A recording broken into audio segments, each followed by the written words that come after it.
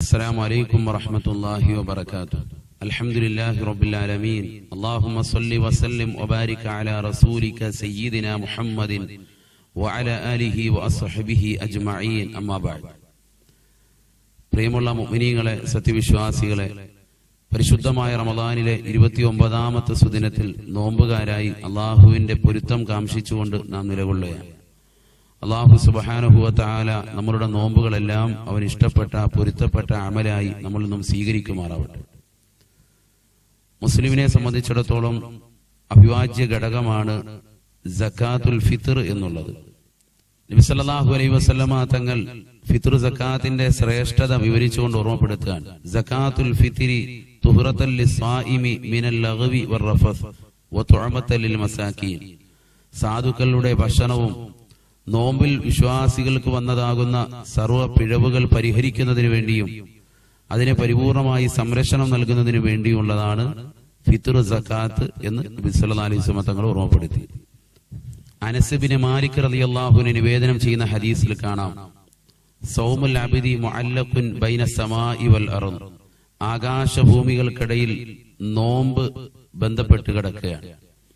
ആ നോമ്പിന്റെ കബൂലിയത്ത് അഥവാ അതിന്റെ സ്വീകാര്യത ഉണ്ടാകുന്നത് ഫിത്ർ സക്കാത്ത് കൊടുക്കുന്നതിലൂടെയാണ്. ഒമൻ അദ്ദാ സക്കാത്തുൽ ഫിത്രി, ഫിത്ർ സക്കാത്ത് ആരെങ്കിലും നൽകി കഴിഞ്ഞാൽ ജഅലല്ലാഹു ലഹു ജനാഹൈനി അഖ്ളറൈനി, അല്ലാഹു സുബ്ഹാനഹു വ തആല അതിന് 2 പച്ച ചിറകുകൾ അല്ലാഹു നൽകും. ആ ചിറക് വെച്ചുകൊണ്ട് ആകാശത്ത് ലോകത്തേക്ക് അത് പറക്കും.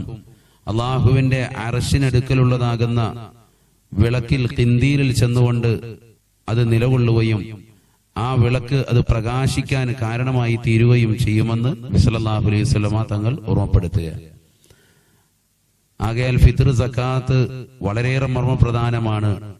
ഒരു മുസ്ലിം അവൻ ഇതുവരെ അനുഷ്ഠിച്ചതാകുന്ന നോമ്പുകൾ പരിപൂർണമായി സ്വീകരിക്കപ്പെടുന്നതിന് നിദാനമായി സല്ലല്ലാഹു അലൈഹി വസല്ലമ തങ്ങൾ ഫിത്ർ സക്കാത്ത് ഓർമ്മപ്പെടുത്തുന്നു.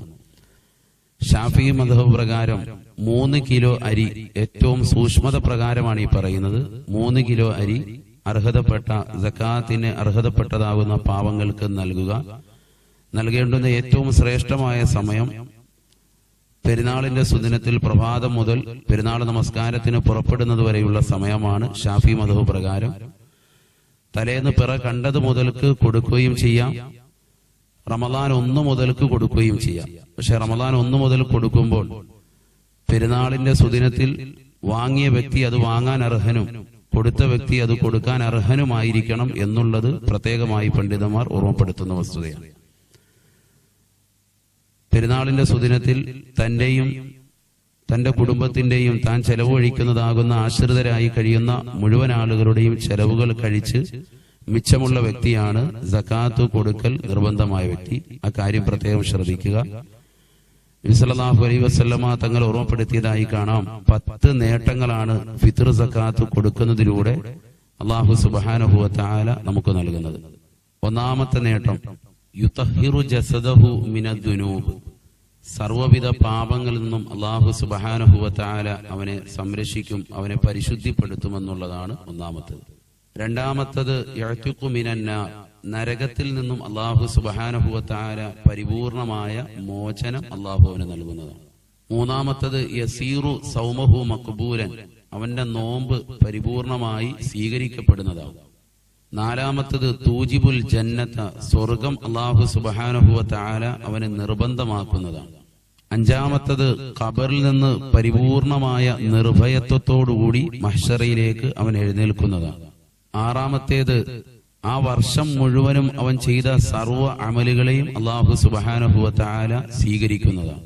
ഏഴാമത്തത്, നബി സല്ലല്ലാഹു അലൈഹി വസല്ലമ തങ്ങൾ ഓർമ്മപ്പെടുത്തുന്നു, എന്റെ ശഫാഅത്തിന് ശുപാർശയ്ക്ക് അവൻ തീർച്ചയായും അനുഗ്രഹീതനാകുന്നതാണ്, ശുപാർശ അവന് പരിപൂർണമായി ലഭിക്കുന്നതാണ്. എട്ടാമത്തെ നേട്ടം, തീർച്ചയായും സിറാത്ത് പാലം അതിവേഗത്തിൽ മിന്നൽ വേഗത്തിൽ കടക്കാൻ അവന് സാധിക്കുന്നതാണ്. ഒമ്പതാമത്തത്, നന്മ തിന്മകൾ തൂക്കുന്ന ത്രാസിൽ അവന്റെ നന്മ ഭാരമുള്ളതാകുന്നതാണ്, നന്മയുടെ ത്രാസ് ഭാരമുള്ളതാകുന്നതാണ്.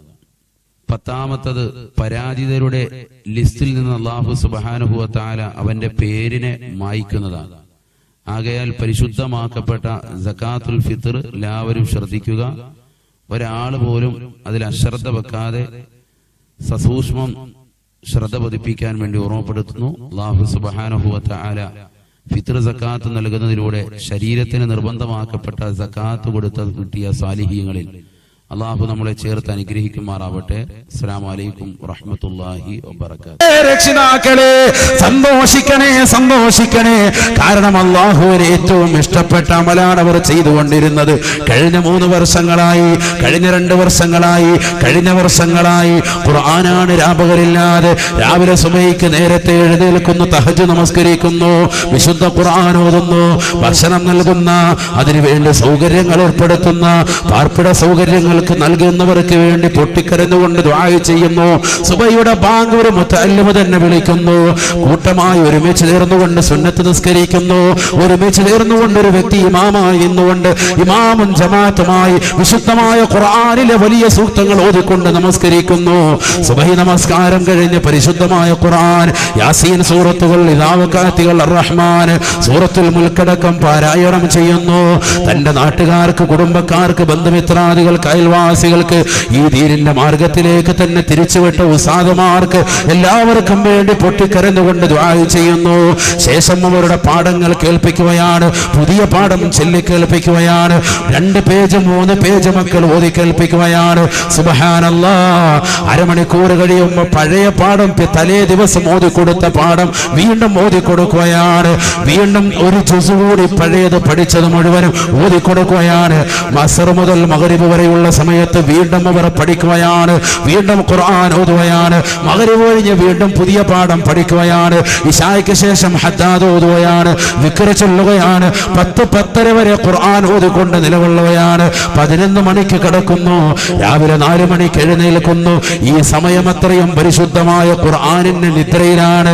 മനസ്സ് മുഴുവനും അല്ലാഹുവിലേക്ക് ലയിപ്പിച്ച് അവന്റെ വാദം, അവന്റെ നാമങ്ങൾ ഉച്ചരിച്ച്, അവന്റേതാകുന്ന കലാമുകൾ ഓതി, അവന്റെ ദിക്റുകൾ ഉരുവിട്ടുകൊണ്ട് ഉറങ്ങുന്ന പ്രിയപ്പെട്ട മക്കൾ, 5 വഖത്തുകൾ കൃത്യമായി ഇമാമും ജമാഅത്തുമായി നിസ്കരിക്കുന്ന മക്കള്, ഭക്ഷണത്തിൽ ക്രമീകരണം വരുത്തുന്ന മക്കള്, വസ്ത്രത്തിൽ വെള്ളശുദ്ധി വരുത്തുന്ന മക്കള്, തലപ്പാവ് ധരിച്ചുകൊണ്ട് നിലകൊള്ളുന്ന മക്കള്, അള്ളാഹുവിന്റെ മലായികത്തുകൾ എപ്പോഴും എപ്പോഴും അവരുടെ ചിറക് വിരിച്ചുകൊണ്ട് കൊടുത്തിരിക്കുന്ന മക്കള്, ഇതിന്റെ വഴിയിലേക്ക് പ്രവേശിച്ചാൽ അവസാനം എത്തിച്ചേരുക സ്വർഗത്തിലേക്കാണ് എന്ന് അള്ളാഹുവിന്റെ റസൂൽ പഠിപ്പിച്ച പ്രിയപ്പെട്ട മക്കള്, മനസലക ത്വരീഖൻ യൽതമിസു ഫീഹി ഇൽമൻ സഹലല്ലാഹു ലഹു ത്വരീഖൻ ഇലൽ ജന്ന. ആരൊരുവൻ ഇൽമിന്റെ മാർഗത്തിലേക്ക് ഇറങ്ങി തിരിച്ചോ അതിന്റെ അവസാനം സ്വർഗമാണ്. അഥവാ ഇതിന്റെ ഇടയിൽ വെച്ച് മരിച്ചാലും അവന് സ്വർഗമാണ്, സ്വർഗമാണ്. നമ്മുടെ മക്കൾക്ക് കൊടുക്കാൻ കഴിയുന്ന ഇതിനേക്കാൾ വലിയ വലിയ അറിവുണ്ടോ പ്രിയപ്പെട്ട ഉമ്മമാരെ?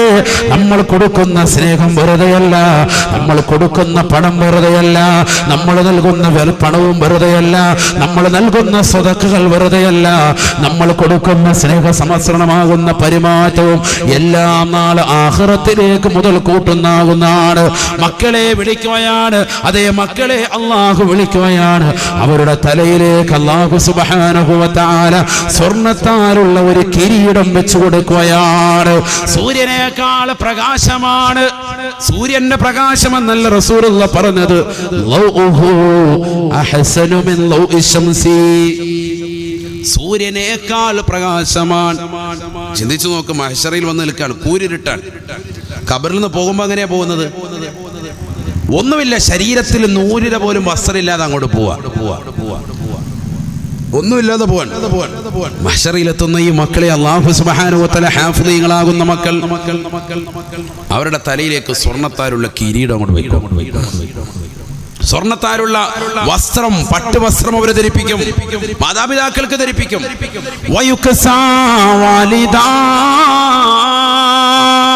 ഹബീബായ റസൂലുള്ളാഹി സ്വല്ലല്ലാഹു അലൈഹി വസല്ലം തങ്ങൾ പറയുകയാണ്, ഹാഫിളീങ്ങളെ, ഹാഫിളീങ്ങളെ, മക്കളെ ഹിഫ്ളിന് വേണ്ടി പറഞ്ഞു വിട്ട പ്രിയപ്പെട്ട രക്ഷിതാക്കളെ, സന്തോഷിക്കണേ, സന്തോഷിക്കണേ. ആ മാതാപിതാക്കളെ അല്ലാഹു മഹ്ശറിലേക്ക് വിളിക്കുകയാണ്. പാവപ്പെട്ട കൂലിപ്പണിക്കാരനായിരിക്കാം, പെയിന്റടിക്കാരനായിരിക്കാം, ഓട്ടോ ഡ്രൈവറായിരിക്കാം, അല്ലാഹുവിന്റെ സവിധത്തിലേക്ക് അംബിയാ മുർസലുകൾ നിലകൊള്ളുന്ന, ഔലിയാക്കൾ നിലകൊള്ളുന്ന, കോടി കോടിക്കണക്കിന് ലക്ഷക്കണക്കിന് സ്വഹാബത്തുകൾ നിലകൊള്ളുന്ന, കോടിക്കണക്കിന് മുസ്ലിമീങ്ങൾ നിലകൊള്ളുന്ന, അവിശ്വാസികളടക്കം നിലകൊള്ളുന്ന മഹ്ശറ, കത്തിച്ചരിക്കുന്ന സൂര്യനെ തലയ്ക്ക് മീതെ നിർത്തിക്കൊണ്ട് മഹ്ശറ, കത്തിയാൾ നരകത്തെ മുന്നിൽ നിർത്തിയിട്ട് വിചാരണ ചെയ്യുന്ന മഹ്ശറ, അവിടെ ഇല്ലാത്തവരായ ഒരാളുമില്ല. ഇന്നുള്ളവരുണ്ട്, ഇന്നലകളിലുള്ളവരുണ്ട്, നാളെയും വരാനുള്ളവരുണ്ട്. എല്ലാവരെയും ഒരുമിച്ച് കൂട്ടിയ മഹ്ശറ. അവിടേക്ക് ഇതാ മാതാപിതാക്കളെ അള്ളാഹു വിളിക്കുകയാണ്. പാവപ്പെട്ട മനുഷ്യനാണ് അവൻ, കുറുകിയ മനുഷ്യനാണ്, പൊക്കമില്ലവന്, അവന് വലിയ താടിയില്ല, തലപ്പാവില്ല, പാവപ്പെട്ട കൃഷിക്കാരനാണവൻ.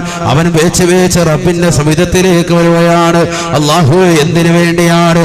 വയുക്സാ വാലിദാ, എല്ലാവരും നോക്കി നിൽക്കെ ആ മാതാപിതാക്കൾക്ക് സ്വർഗത്തിലെ ഭക്ഷണം, സ്വർഗത്തിലെ പട്ടുവസ്ത്രം അള്ളാഹു ധരിപ്പിക്കുകയാണ്. സ്വർഗീയ പട്ടുവസ്ത്രം അള്ളാഹു അവർക്ക് ധരിപ്പിക്കും അത്രയെന്ന് ഹബീബ് റസൂലുള്ളാഹി. അള്ളാഹുവിന്റെ റസൂല് പറയുകയാണ്, ലോകത്ത് ഒരാൾക്കും അതിന്റെ വില നിശ്ചയിക്കാൻ കഴിയില്ല. കേരളത്തിലെ ഏറ്റവും വലിയ ധനികനാകുന്ന യൂസുഫ് അലി പോലും അത്തരത്തിലുള്ള വസ്ത്രം ധരിച്ചിട്ടുണ്ടാവൂല. ഇന്ത്യയുടെ പ്രധാനമന്ത്രി ധരിച്ചിട്ടുണ്ടാവൂല. ലോകത്ത് എത്ര വലിയ ഉത്തുംഗ സോപാനത്തിൽ വിരാജിക്കുന്നവനായിരുന്നാലും അത്തരത്തിലുള്ള വില കൂടിയ വസ്ത്രം കണ്ടിട്ടുണ്ടാവൂല. യുഗല, വല്ലാത്ത വിലയാണ്, വില വർധനവാ. അങ്ങനെ വില കൂടിയ പട്ടുവസ്ത്രമാണ് ആ പാവപ്പെട്ടവരുടെ ശരീരത്തിലേക്ക്, തിളക്കമുള്ള വസ്ത്രമാണ്, ശോഭിതമായ വസ്ത്രമാണ്. അത് കണ്ടുകൊണ്ട് പാവപ്പെട്ട ഉപ്പയും ഉമ്മയും ചോദിക്കും അത്രേ, ബിമകുസീന ഹാദിഹി യാ അല്ലാഹുവേ, പടച്ച റബ്ബേ, എന്തിനാണ് ഞങ്ങളെ ഇത് ധരിപ്പിച്ചത് റബ്ബേ? ഞങ്ങൾ പാവപ്പെട്ടവരാണല്ലോ അല്ലാ, ഒരുപാട് അമലൊന്നും ഞങ്ങൾ ചെയ്തിട്ടില്ലല്ലോ എന്ന് ആ പാവപ്പെട്ട ഉപ്പയും ഉമ്മയും റബ്ബിന്റെ മുന്നിൽ ചോദിക്കുമ്പോ ഈ ലോകത്തിന്റെ തമ്പുരാനായ ജഗന്നിയന്താവായ അല്ലാഹു ഉടനെ മലക്കുകൾ മുഖേന മറുപടി കൊടുക്കുമത്രേ, ബിഅഖദി വലദികുമൽ ഖുർആൻ, നിങ്ങളുടെ പ്രിയപ്പെട്ട മക്കൾ പരിശുദ്ധമായ ഖുർആൻ അനുസരിച്ചുകൊണ്ട് ജീവിച്ചത് കൊണ്ടാണ്, ഖുർആനിനെ മുറുകെ പിടിച്ചത് കൊണ്ടാണ്, രാപകലില്ലാതെ ഖുർആൻ ഓതിയവരല്ലയോ, മനസ്സിലേക്ക് കറകളില്ലാത്ത ഹൃദയമാക്കി ഖുർആനിന്റെ ഓത്തിലൂടെ അവർ മാറ്റിയില്ലയോ, മനസ്സിനെ ശുദ്ധീകരിച്ചവരല്ലയോ? അല്ലാഹുവിന്റെ റസൂൽ പറഞ്ഞില്ലയോ, സഹാബാ സഹാബാ, മനുഷ്യന്റെ ഹൃദയങ്ങളിൽ കറകളുണ്ട് സാബാ, മനുഷ്യന്റെ ഹൃദയത്തിൽ കറകളുണ്ട് സാബാ. ഹബീബായ നബി തങ്ങളോട് അനുയായികൾ ചോദിക്കുകയാണ്, വമാ ജിലാഉഹാ യാ റസൂലല്ലാഹ്, നബിയേ നബിയേ, ഇരുമ്പിനെ കറപറ്റിയാൽ അതിനെ വെളുപ്പിക്കാൻ ഞങ്ങൾക്കറിയാം, കറകൾ കറയാൻ ഞങ്ങൾക്കറിയാം, പക്ഷെ മനുഷ്യന്റെ ഹൃദയത്തിൽ കറപറ്റിയാൽ എങ്ങനെയാണെന്ന് സ്ഫുടം ചെയ്യുക നബി, എങ്ങനെയാണ് വെളുപ്പിക്കുക നബി പറഞ്ഞത്? അത് ഈ സദസ്സ് ചർച്ച ചെയ്യപ്പെട്ടതാണ്. ഒന്ന് ദിക്റുൽ മൗത്ത്, മരണത്തെ കുറിച്ചുള്ള സ്മരണയാണ്. രണ്ടാമത്തത് വതിലാവത്തുൽ ഖുർആൻ, പരിശുദ്ധമായ ഖുർആൻ ഓതലാണ്. അൽ-അസ്റിഫുൽ ഖുർആനിന്റെ ഈ പ്രവിശാലമാക്കപ്പെട്ട സ്ഥാപനത്തിന്റെ മുന്നിൽ വെച്ചുകൊണ്ട് ഓർമ്മപ്പെടുത്തുകയാണ്. ഈ സദസ്സിൽ നിങ്ങളോട് ഓർമ്മപ്പെടുത്തിയതും ഹൃദയം തെളിയാനുള്ള രണ്ട് കാര്യങ്ങൾ ഉണർത്തുകയാണ്. ഒന്ന്, മരണത്തെ കുറിച്ച് ഓർക്കണേ. ഏത് സെക്കൻഡിലും എപ്പോഴും അസ്റായിൽ നമ്മളോടൊപ്പം ഉണ്ടെന്നുള്ള ചിന്ത. നിന്റെ ചെരുപ്പിന്റെ വാറ് നിന്റെ കാലിനോട് എത്രമാത്രം അടുത്തിട്ടുണ്ടോ അതിനേക്കാൾ കൂടുതൽ നീ മരണത്തോട് അടുത്തിട്ടുണ്ടെന്ന് അല്ലാഹുവിന്റെ റസൂല് പഠിപ്പിച്ച വാക്യം മനസ്സിൽ മായാതെ മറയാതെ നിലകൊള്ളണേ. മരണത്തെ കുറിച്ചുള്ള സ്മരണ കൊണ്ട് മനുഷ്യന്റെ ഹൃദയം നന്നാവുമത്രേ. രണ്ടാമത്തത് തിലാവത്തുൽ ഖുർആൻ, ഞാനും നിങ്ങളും ഖുർആൻ ഓതണേ, ഖുർആനിന്റെ വക്താക്കളാകണേ. ഹാഫിളീങ്ങളാകുന്ന മക്കളെ, ഖുർആൻ കൈവടിയരുതേ. നിങ്ങളുടെ ജീവിതത്തിന്റെ കാറ്റലോഗാണ്, വഴികാട്ടിയാണ്. നാളെ മഹ്ശറിൽ നിങ്ങൾക്ക് രക്ഷയാണ്, ഖബറിൽ നിങ്ങൾക്ക് തുണയാണ്, എല്ലാ സ്ഥലത്തും നിങ്ങൾക്ക് രക്ഷയാണ്. അതുകൊണ്ട് നിങ്ങൾക്ക് ഭക്ഷണം നൽകിയ, പാർപ്പിട സൗകര്യം നൽകിയ, നിങ്ങൾക്ക് ഈ 3 വർഷവും വേണ്ടുന്ന മുഴുവൻ സഹായങ്ങളും നൽകിയ ഉസ്താദുമാരെ മറക്കല്ലേ, ഈ നാട്ടുകാരെ മറക്കല്ലേ, ഈ സഹോദരങ്ങളെ മറക്കല്ലേ. മനസ്സുകൊണ്ട് ശരീരം കൊണ്ട് ഒരിക്കൽ പോലും അവർക്ക് ദുആ ചെയ്യാതെ നിലകൊള്ളരുതേ. എവിടെ പോയിരുന്നാലും, എത്ര വലിയ ആലിമീങ്ങളായിരുന്നാലും, എത്ര വലിയ സമുന്നതരായ മുദർരിസീങ്ങളായിരുന്നാലും, ബഹുമാനപ്പെട്ട ഉസ്താദുമാരെ മറന്നു പോകല്ലേ. ഈ നാട്ടുകാരെയും മറക്കല്ലേ. അവർക്ക് വേണ്ടി ദുആ ചെയ്യണേ. കാരണം നിങ്ങളുടെ ദുആയിന് വലിയ ഉത്തരമാണ്. വതിലാവത്തുൽ ഖുർആൻ, മനുഷ്യന്റെ ഹൃദയം തെളിയാനുള്ള രണ്ടാമത്തെ മാർഗം വിശുദ്ധ ഖുർആൻ ഓതലാണ് എന്ന് ഹബീബ് റസൂലുള്ളാഹി സല്ലല്ലാഹു അലൈഹി വസല്ലം. അല്ലാഹു തൗഫീഖ് തരട്ടെ. ഖുർആൻ ഓതണം. ഈ സദസ്സിൽ വന്നു വരുന്ന ഓരോരുത്തരും നിയ്യത്ത് വെക്കണം. എല്ലാ ദിവസവും ഉറങ്ങുന്നതിന് മുമ്പ് ഒരു പേജെങ്കിലും, ഏറ്റവും കുറഞ്ഞത് എത്ര തിരക്കുള്ളവരായിരുന്നാലും ഓതുമെന്നൊരു നിയ്യത്ത് ചെയ്യണം. അല്ലാഹു തൗഫീഖ് തരട്ടെ. ഇൻഷാ അല്ലാഹ് നിയ്യത്ത് ചെയ്തില്ലേ? ഉറക്കെ പറയും. ഇനി കൈവെക്കുന്നവർ എത്ര ഉണ്ട് നോക്കട്ടെ. അല്ലാഹു തൗഫീഖ് തരട്ടെ. എന്തായാലും നമ്മൾ എല്ലാ ദിവസവും ഉറങ്ങും അല്ലേ? ഉറങ്ങാത്ത ദിവസം ഇല്ല. അപ്പൊ ആ ഉറങ്ങുന്നതിന് മുമ്പ് ഒന്ന് ഒളു എടുത്തിട്ട്, ഒളുവോട് കൂടിയിട്ട് റാഹത്തായി ഒരു പേജെങ്കിലും ഖുർആൻ ഓതുന്ന ശീലം ഉണ്ടാവണം. ആ ഉറക്കത്തിലങ്ങ് മരണപ്പെട്ടാലും നല്ല ഈമാൻ അല്ലാഹു നമുക്ക് നൽകും. അല്ലാഹു തൗഫീഖ് തരട്ടെ. അങ്ങനെ ഒരു ശീലം അതങ്ങനെ തുടർന്ന് കുറച്ച് ദിവസം കഴിയുമ്പോൾ രാവിലെ ഉറക്കിൽ നിന്ന് എഴുന്നേറ്റിട്ട് സുബഹി നിസ്കരിച്ചിട്ട് ഒരു പേജ് ഓതുന്ന ശീലം കൊണ്ടുവരണം. അങ്ങനെ തർത്തീബ് ചെയ്ത് പേജിന്റെ എണ്ണം കൂട്ടുക. അതൊരു ജുസു ആക്കി മാറ്റുക. 1/4 ജുസു ആക്കി, 1/2 ജുസു ആക്കി, 3/4 1 ജുസു ആക്കുക. അങ്ങനെ ഒരു ജുസു വെച്ച് നമ്മൾ ഓതിയാൽ 30 ജുസു അല്ലേ? 30 ദിവസമല്ലേ ഒരു മാസം കൊണ്ടൊരു ഖത്തം. ചെറിയ കാര്യമാണോ? ഇന്നലെ എനിക്ക് കരുനാഗപ്പള്ളി ജുമാ കഴിഞ്ഞ് ഞാൻ പോയത് വെങ്ങോല എന്ന് പറയുന്ന പെരുമ്പാവൂർ ദേശത്തുള്ളൊരു സ്ഥലത്താണ്. അവിടെ നൗഷാദ് എന്ന് പറയുന്ന ഒരു സഹോദരൻ്റെ വീട്ടിലായിരുന്നു ഭക്ഷണം ഉണ്ടായിരുന്നു. ഭക്ഷണം കഴിക്കാൻ ചെന്നപ്പോൾ അവിടെ ഒരു പ്രായം ചെന്ന ഒരു ഉപ്പ, അദ്ദേഹത്തിന് 84 വയസ്സുണ്ട്. അദ്ദേഹം പറയുന്നു, ഉസ്താദ്, ഈ നൗഷാദിൻ്റെ ഉമ്മയും അതുപോലെ തന്നെ ഉപ്പയും മരണപ്പെട്ടതാണ്. അപ്പം ഞാൻ ചോദിച്ചു, നിങ്ങൾ ഉപ്പ അല്ലേ? ഞാൻ ഉമ്മാടെ ഉപ്പയാണ്. അദ്ദേഹത്തിന്റെ ഉമ്മയും ഉപ്പയും മരണപ്പെട്ടു. ഉമ്മ ക്യാൻസർ മുഖേന മരണപ്പെട്ടു. ഉപ്പ ഒരു അപകടത്തിൽ മരണപ്പെട്ടു. അള്ളാഹുരുടെ ദറജ ഉയർത്തട്ടെ, പാപങ്ങൾ അള്ളാഹു പുറത്തു കൊടുക്കട്ടെ. അപ്പം ഉമ്മയുടെ ഉപ്പയാണ്. അദ്ദേഹം പറയുന്ന കാര്യം ഇതാണ്. 84 വയസ്സുള്ള അദ്ദേഹം പറയാണ്, ഞാൻ എൻ്റെ പ്രിയപ്പെട്ട മകൾക്ക് വേണ്ടി ഒരു ഖത്ത് ഓതിയിട്ടുണ്ട്. ഭക്ഷണം കഴിച്ചിട്ട് ഉസ്താദ് മകൾക്ക് വേണ്ടി ഒന്ന് ദുആ ചെയ്യണേ. ചിന്തിക്കണം നമ്മൾ. ഞാനൊരു ഖത്ത് ഓതിയിട്ടുണ്ട്, എൻ്റെ മകൾക്ക് വേണ്ടി ദുആ ഇറക്കണേ. അള്ളാഹു നമ്മുടെ മക്കൾക്കും നമ്മുടെ ഭാര്യ സന്താനങ്ങൾക്കും ഒക്കെ അള്ളാഹു ആഫിയത്തുള്ള ദീർഘായുസ്സ് നൽകട്ടെ. ചിന്തിക്കണം സഹോദരങ്ങളെ, എപ്പോഴാണ് നമുക്ക് മരണം വരിക? ഏത് സെക്കൻഡിലാണ്? ആരെയാണ് ആദ്യം പിടിച്ചുകൊണ്ട് പോവുക? ആർക്കും തീർച്ചപ്പെടുത്താൻ പറ്റൂല. എൻ്റെ മകൾക്ക് വേണ്ടി ഞാൻ ഒരു ഖത്ത് ഓതിയിരിക്കുകയാണ്. 84-കാരനായി അദ്ദേഹം പറയാൻ, ആ മകൾക്ക് വേണ്ടി ഉസ്താദ് ഒന്ന് ദുആ ഇറക്കണം. ചിന്തിക്കും നമ്മൾ നമ്മുടെ വാപ്പ മരണപ്പെട്ടു പോയി, വർഷം 10ആയി, ഇന്നുവരെ ഒരു കുൽഹു അല്ലാഹ് ശരിക്കും ഓതിയിട്ടുണ്ടോ? മരിച്ച ദിവസം ഓതിയിട്ടുണ്ടോ? ജീവിച്ചിരുന്ന സമയത്ത് പോലും ഉപ്പയോടൊപ്പം ചേർന്ന് നിന്നിട്ട് ഒരു ഫാത്തിഹ ഓതി ദുആ ഇരുന്നിട്ടുണ്ടോ? ഇല്ല. ഉപ്പ മരിച്ച ദിവസവും ഉസ്താദുമാർ ദുആ ഇറക്കുമ്പോഴും നമ്മൾ മൊബൈൽ ഫോൺ എടുത്ത് സെൽഫി എടുക്കുന്ന കോലത്തിലായിരിക്കും നമ്മൾ നിൽക്കുക. ദുആ ഇറക്കാൻ വന്ന ഉസ്താദിന്റെ ഫോട്ടോ എടുത്തുകൊണ്ട് നടക്കുക. അതാണ് നമ്മുടെ പരിപാടി. ഇന്നിപ്പോൾ സമൂഹം അങ്ങനെ മാറി. അപ്പോഴും നമ്മൾ അവർക്ക് കൊടുക്കേണ്ട ഒരു ദുആ നമ്മൾ നൽകുന്നില്ല. എവിടെ എത്തിപ്പോയി നമ്മൾ?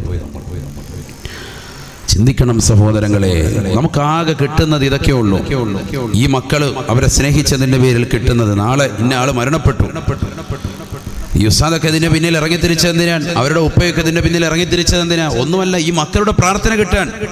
നാളെ മരിച്ചു മണ്ണോട് ചേരുമ്പോൾ കബറിൽ കിടക്കുമ്പോഴും എൻ്റെ പ്രിയപ്പെട്ട ഉസ്താദ്, എനിക്ക് സഹായകമായി വർത്തിച്ച നാട്ടുകാർ, കുടുംബക്കാർ, അവർക്ക് വേണ്ടി അവരറിയുമ്പോൾ, ഈ നാട്ടിലുള്ളവർ മരണപ്പെടുമ്പോൾ അവരുടെ വീട്ടിൽ വന്നിട്ടൊരു ഫാത്തിഹ വിളിച്ചൊരു ദുആ, കുറച്ചു നേരം ഖുർആൻ ഓതുന്നു, ഒരു യാസീൻ ഓതുന്നു, കിട്ടുന്നതിൽ വെച്ച് ഏറ്റവും വലിയ നേട്ടമല്ലേ? കാരണം ഈ മക്കളുടെ ഓതൽ ശരിക്കും ഓതാനറിയുന്ന മക്കളല്ലേ? തജ്വീദിന്റെ നിയമങ്ങളനുസരിച്ച് നല്ല രീതിയിൽ പാരായണം ചെയ്യുന്ന മക്കളല്ലേ? നമ്മുടെ മക്കൾക്ക് ഒരു ഫാത്തിഹ നല്ലതുപോലെ ഓതാൻ അറിയുമോ? നമ്മുടെ മക്കളുടെ അവസ്ഥ എന്താ? കഞ്ചാവുമായിട്ട് നടക്കല്ലേ, പെണ്ണ് പിടിച്ച് നടക്കല്ലേ? അള്ളാഹു നമ്മുടെ മക്കളെയൊക്കെ കാത്തിരക്ഷിക്കട്ടെ. വളരെ ശ്രദ്ധിക്കണം നമ്മുടെ മക്കളുടെ അവസ്ഥ. അവരുടെയൊക്കെ ബാഗിൽ ഒന്ന് പരിശോധിക്കുമ്പോഴറിയാം, പല രീതിയിലുള്ളതാകുന്ന ക്യാമറകൾ കിട്ടും, പാൻപരാഗ് കിട്ടും, ഗവൺമെന്റ് നിരോധിച്ച പുകയില ഉൽപ്പന്നങ്ങൾ കിട്ടും. മക്കളുടെയൊക്കെ ബാഗിലൊക്കെ അത്തരത്തിൽ മാറിയിരിക്കുക എന്ന് പറഞ്ഞാൽ, വാപ്പ അറിയാതെ ഉമ്മ അറിയാതെ ഇതിൻ്റെയൊക്കെ കൃഷിയിൽ ഏർപ്പെടുന്നതാകുന്ന മക്കളാണ്. നഊദു ബില്ലാഹ്. കൊച്ചുകുട്ടികൾ 9-ലും 10-ലും +2 ഒക്കെ പഠിക്കുന്ന വിദ്യാർത്ഥികൾ, ആ മക്കളൊക്കെ ദീനിന്റെ മാർഗത്തിലേക്ക് നമ്മൾ തിരിച്ചു വരണം. 10 തോറ്റ് കഴിയുമ്പോൾ മദ്രസ വിട്ടേക്കാം, ഹിഫ്ദിന് വിട്ടേക്കാം. അപ്പൊ എന്താ, ഓന് ബുദ്ധിയില്ലാത്തതിനെ പിന്നെ ഹിഫ്ദിന് വിട്ടേക്കാം. അങ്ങനെ നമ്മൾ നിയ്യത്ത് ചെയ്യരുത്. അങ്ങനെയാണ് ഇന്ന് വരുന്നത്.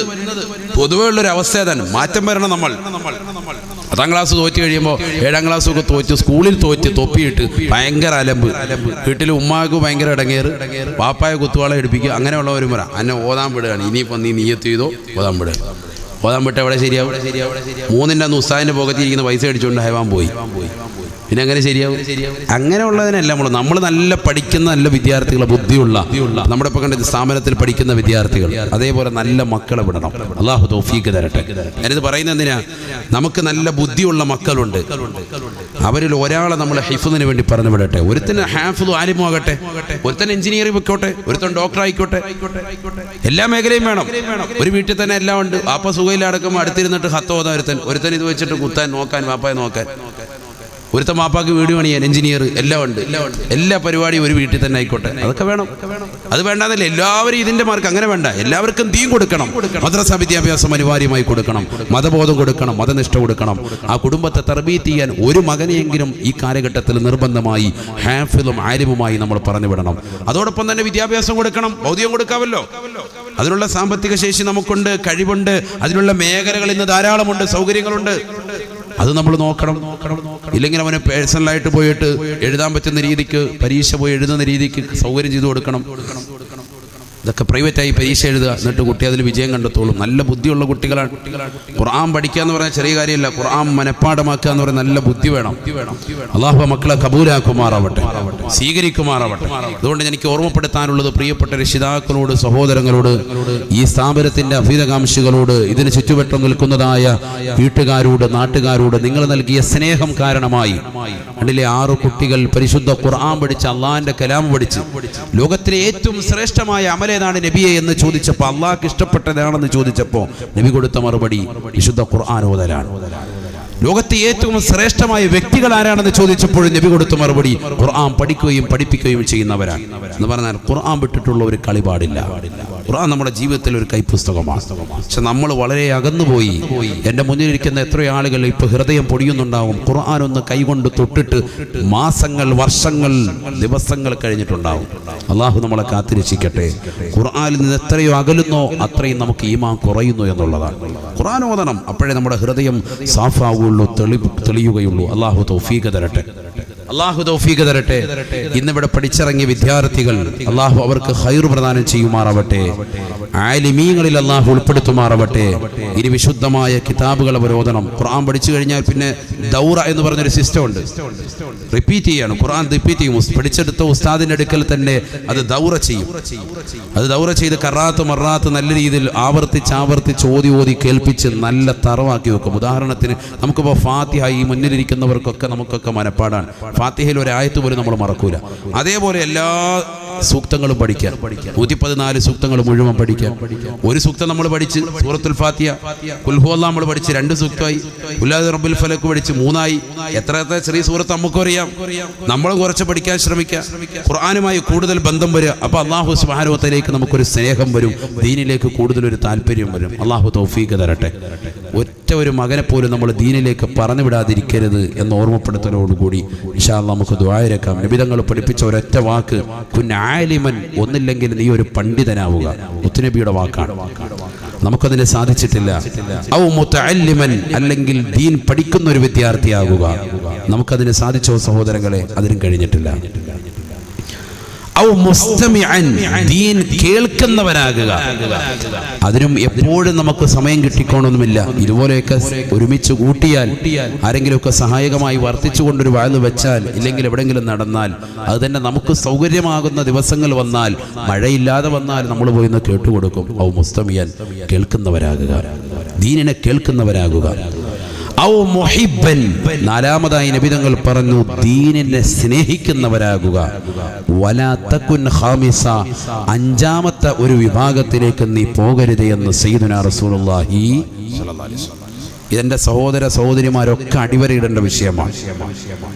എല്ലാവരും അടിവരയിടേണ്ടതാണ്. നമുക്ക് ആലിമാകാൻ കഴിഞ്ഞില്ല, വലിയ പണ്ഡിതനാകാൻ കഴിഞ്ഞോ? നമ്മുടെ മക്കളെയെങ്കിലും നമ്മൾ പണ്ഡിതനാക്കി വിടണം. നമുക്കൊരു മുത്താലിമാകാൻ കഴിഞ്ഞില്ല, നല്ല രീതിയിൽ ദർസിൽ പോകാൻ പറ്റിയില്ല. അന്നത്തെ കാലം അതായിരിക്കാം. ഒരുപക്ഷെ നമുക്ക് ദാരിദ്ര്യമായിരിക്കാം. അന്നത്തെ പ്രശ്നങ്ങൾ അതാണ്. മദ്രസ വിദ്യാഭ്യാസം ശരിക്കും കിട്ടിയിട്ടുണ്ടാവൂല, ഇല്ലെങ്കിൽ പഠിച്ചതൊക്കെ മറന്നുപോയി. നമ്മൾ നിയ്യത്ത് വെക്കി നമ്മുടെ മകന് ഒരാളെങ്കിലും ഇൻഷാ അല്ലാഹ് ഉസ്താദ് പറഞ്ഞതുപോലെ ഹാഫിളാക്കണം എന്ന് നിയ്യത്ത് ചെയ്യണം. നമുക്ക് ദീൻ ഒരുപാട് കേൾക്കാനൊന്നും സാധിച്ചില്ല, കുറഞ്ഞ അറിവുള്ളൂ. പക്ഷെ ഉള്ളതുകൊണ്ട് അൽഹംദുലില്ലാഹ് അമൽ ചെയ്യുന്ന സഹോദര സഹോദരിമാരാണ്, ദീനെ സ്നേഹിക്കുന്നവരാണ്, സഹായിക്കുന്നവരാണ്. അള്ളാഹു നിലനിർത്തുമാറാവട്ടെ. നാലാമത്തതിൽ ഉറപ്പായിട്ടും നിങ്ങൾ ഉണ്ടാണ്, അത് ഉണ്ട് എന്നുള്ളതിന് തെളിവാണ് ഈ സദസ്സ്. ഔ മുഹിബ്ബൻ, ദീനിന്റെ അഹ്ലുകാരെയും ദീനിനെയും സ്നേഹിക്കുന്നവരാകുക. നമ്മൾ കൊടുക്കുന്ന ഈ സ്നേഹം ഒരിക്കലും അവർ മറക്കൂല. എപ്പോഴും നമുക്ക് വേണ്ടി ദുആ ചെയ്യും. നമ്മുടെ ദുന്യവിയും ഉഖ്റവിയുമായ ഉയർച്ചയ്ക്ക് അതിന് നിദാനമാകും. പണ്ടിതേപോലെ ദറസിൽ ഓതിപ്പടിച്ച, കോളേജുകളിലൊക്കെ ഓതിപ്പടിച്ച ഒരു പാവപ്പെട്ട വിദ്യാർത്ഥിയായിരുന്നു ഞാൻ. ഹിഫ്ലിന് പഠിച്ച വിദ്യാർത്ഥിയാണ്. അന്നെനിക്ക് ഭക്ഷണം നൽകിയവർ, എനിക്ക് മലപ്പുറം ജില്ലയിൽ ഭക്ഷണം നൽകിയതാകുന്ന അൽബികാക്ക എന്ന് പറയുന്ന ഒരു മനുഷ്യൻ മരണപ്പെട്ടു പോയി. അല്ലാഹു അദ്ദേഹത്തിന്റെ ഖബർ സന്തോഷത്തിനാക്കുമാറാവട്ടെ. ഇന്നും അദ്ദേഹത്തിന് വേണ്ടി ദ്വാരക്കുന്നു. മരണപ്പെട്ടു പോയ കുടുംബാദികൾ ദ്വാരക്കുമ്പോൾ അവരുടെയൊക്കെ മനസ്സിലേക്ക്, അവരുടെയൊക്കെ പേരുകൾ എൻ്റെ മനസ്സിലേക്ക് കടന്നു വരികയാണ്. എനിക്ക് ഭക്ഷണം നൽകിയവർ, പാർപ്പിട സൗകര്യങ്ങൾ ഏർപ്പെടുത്തിയവർ, അതൊക്കെ ഭയങ്കര കഷ്ടപ്പാടും ദുരിതവുമാണ്. ഒരുപാട് കൊല്ലങ്ങളൊന്നും അല്ല, പക്ഷെ മലപ്പുറം ജില്ലയിലെ ചില പ്രാന്തപ്രദേശങ്ങൾ ഒന്നുമില്ല അവരുടെ കൈകളിൽ നൽകാൻ. വീട്ടിലൊരു പൊരിച്ചമീൻ വെച്ചാൽ പോലും മുത്തഅല്ലിമിന് കൊടുക്കണം. മുസ്ലിയാർ കുട്ടിക്ക് മൂലിയാർ കുട്ടി എന്നാണ് അവർ പറയുക. അവരുടെ ഭാഷ പ്രയോഗം അതാണ്. മൂലിയാർ കുട്ടിക്ക് കൊടുക്കണമെന്ന് പറഞ്ഞുകൊണ്ട് മാറ്റിവെക്കുന്നതാകുന്ന ഭക്ഷണം നൽകിയ ധാരാളം ആളുകൾ, എത്രയോ ആളുകളുണ്ട്. അതിൽ പ്രായം ചെന്ന എത്രയോ ആളുകൾ മരണപ്പെട്ടു പോയവരുണ്ട്. അവരൊക്കെ പ്രതീക്ഷിക്കുന്നത് എന്താ? പഠിച്ചവർ വളർന്നു വലുതാകുമ്പോൾ ഒരു ദുആ. അതൊക്കെ ഇന്ന് നമ്മൾ നൽകിക്കൊണ്ടിരിക്കുകയാണ്. അതാണ് ഞാൻ പറയുന്നത്, ഇതേപോലെ നമ്മുടെ മക്കളുമായി തീരണം. നാളെ നല്ലൊരു വാഇദാകണം, ഒരു പ്രഭാഷകനാകണം, ഒരു മുദരിസാകണം, മഹൽ അംഗീകരിക്കുന്ന ഒരു ഖതീബാകണം. അവർ നടത്തുന്ന ജുമഅകൾ, അവർ നടത്തുന്ന പ്രാർത്ഥനാ സദസ്സുകൾ, എത്രയോ സദസ്സുകളാണ് വിനീതൻ അൽഹംദുലില്ലാഹ് ഡെയിലി കിട്ടുന്നത്. എല്ലാ ദിവസവും പ്രഭാഷണത്തിന് പോവാൻ ഇവിടെ ഒക്കെ ഇങ്ങനെ ദ്വാരക്കം കിട്ടുക എന്ന് പറഞ്ഞാൽ, ഞാൻ കഴിഞ്ഞ ദിവസം കാസർഗോഡ് ജില്ലയിൽ പ്രഭാഷണം നടത്തിക്കൊണ്ടിരിക്കുമ്പോഴാണ് എൻ്റെ മൂത്താപ്പ് മരണപ്പെട്ടു പോയത്. ഭാര്യയുടെ മൂത്താപ്പയാണ്. ചങ്ങനാശ്ശേരി ASM ലബ്ബ എന്ന് പറയും. എനിക്കൊന്ന് പങ്കെടുക്കാൻ സാധിച്ചില്ല, ജനാസയ്ക്ക് വരാൻ സാധിച്ചില്ല. ദീനി ദഅവത്തിലുള്ള ഉസ്താദുമാരുടെ കഷ്ടപ്പാടുകളാണ് ഞാൻ നിങ്ങളോട് പങ്കുവെക്കുന്നത്. കാരണം കാസർഗോഡ് ജില്ലയിൽ നിന്ന് നാട്ടിലേക്ക് വരിക, 11 മണിക്ക് വഫാത്തായി, വൈകിട്ട് 5 മണിക്ക് അടക്കും, വൈകുന്നേരം 5 മണിക്ക് അടക്കും. അവിടെ നിന്ന് 12 മണിക്കൂർ എടുക്കും, ചുരുങ്ങിയത് കുറഞ്ഞത് 10 മണിക്കൂറെങ്കിലും എടുക്കും. എത്ര സ്പീഡിൽ വന്നാലും സാധിക്കൂല. അപ്പൊ അതുകൊണ്ട് തന്നെ ഞാൻ അവിടെ നിന്നു.